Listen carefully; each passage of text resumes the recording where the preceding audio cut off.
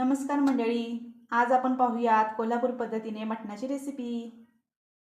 मटणाला लावण्यासाठी मी ते हळद, मीठ आणि लिंबू घेतला आहे। चला तर मग आता आपण मटणाला लावून घेऊया।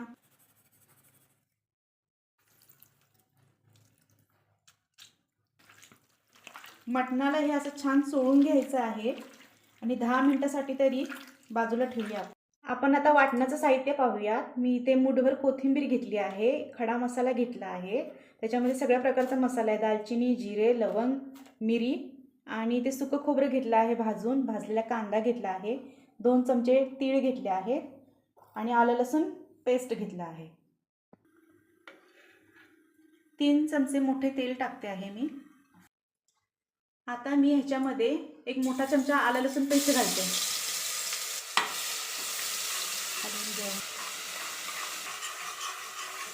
पेस्ट छान खरपूस परतून घेऊया। आपण आता ह्यात चरबी टाकूया। आपण आता ह्याच्यामध्ये मटण टाकून घेऊया। चांगलं परतून घेऊया। आता आपण ह्याच्यावरती आता प्लेट ठेवूया। आता मी ह्याच्यामध्ये पाणी टाकते। अशी प्लेट ठेवून आपल्याला ना 10 मिनिटं तरी शिजवून घ्यायचंय। पहा, मटणाला आपल्या 10 मिनिटं झालेली आहेत। वरचं पाणी आपलं उकळलेलं आहे। हे पाणी आता आपण मटणामध्ये घालून घेऊया। मटणाला आता मी झाकण लावून घेते आणि ह्याच्या आपण 5 शिट्ट्या मारून घेऊया। आपण पाहूया आता आपलं मटण शिजलंय का। हो, आपलं मटण शिजलंय। आता सुक्कं मटण करण्यासाठी मी मटणाचा स्टॉक थोडं काढून घेते वाटीमध्ये।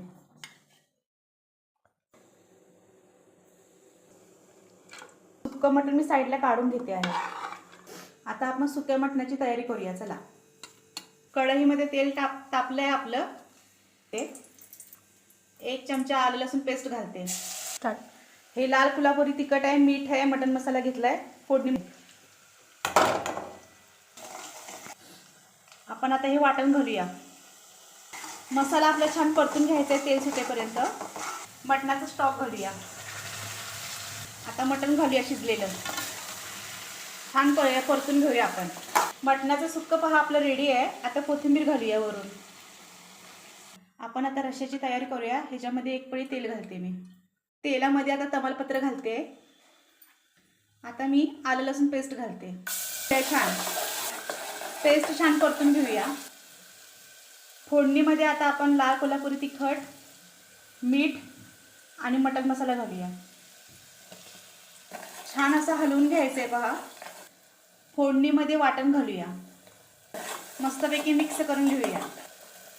फोडणीमध्ये मटणाचा स्टॉक घालून घेऊया।